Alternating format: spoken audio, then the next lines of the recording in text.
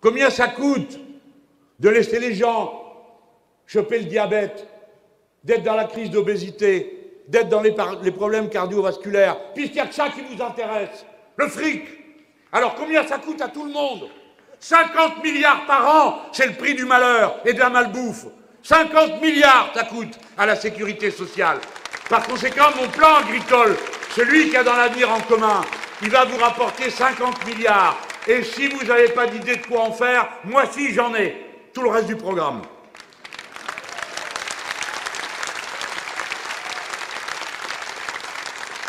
Il faut bloquer les prix du carburant. Il faut bloquer les prix de la nourriture.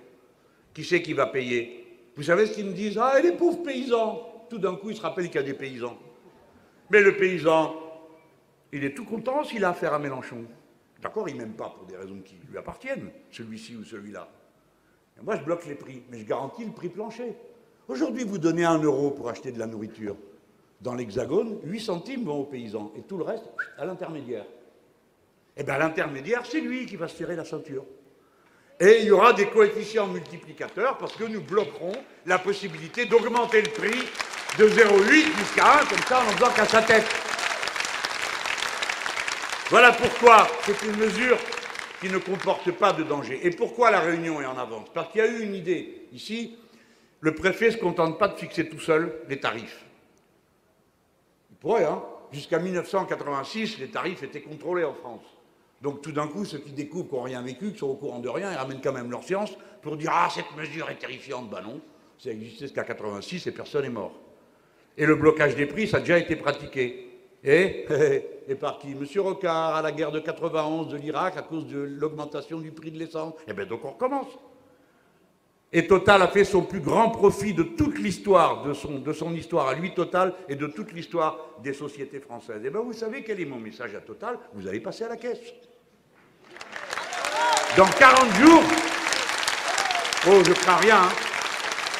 Je les ai déjà à peu près tous sur le dos, alors ça me rajoutera cela, hein. Total.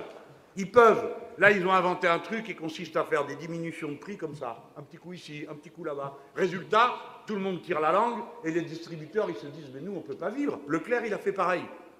Il décide que tout d'un coup la baguette est à 29 centimes. Tout le monde voit, bah, évidemment, vous qu'est-ce que vous faites? Mais vous allez acheter la baguette à 29 centimes.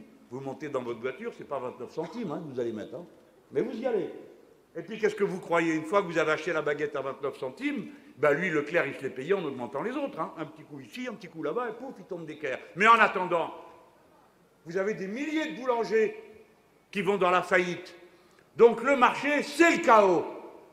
Ce qui n'est pas le chaos, c'est l'organisation, la volonté. Ici, vous contrôlez 153 prix. Vous ne le savez peut-être pas tous. C'est des citoyens tirés au sort qui participent à la décision. Eh bien, nous ferons ça dans tout l'Hexagone. 153 produits contrôlés par les associations de consommateurs et les citoyens pour dire à quel tarif on les vend et qu'est-ce qui est un tarif honnête, en garantissant un prix plancher aux producteurs. Je vous dis tout ça pour qu'on comprenne que rien de ce que nous proposons n'a été auparavant réfléchi aussi bien que nous l'avons fait par personne. Nous avons eu le temps de travailler. Nous avons mis à profit nos 5 années d'opposition pour nous avancer dans le travail, en repartant du programme que nous avions avant, pour arriver vers la nouvelle version du programme L'Avenir en commun, dans lequel toutes ces choses sont expliquées, mesurées, pesées.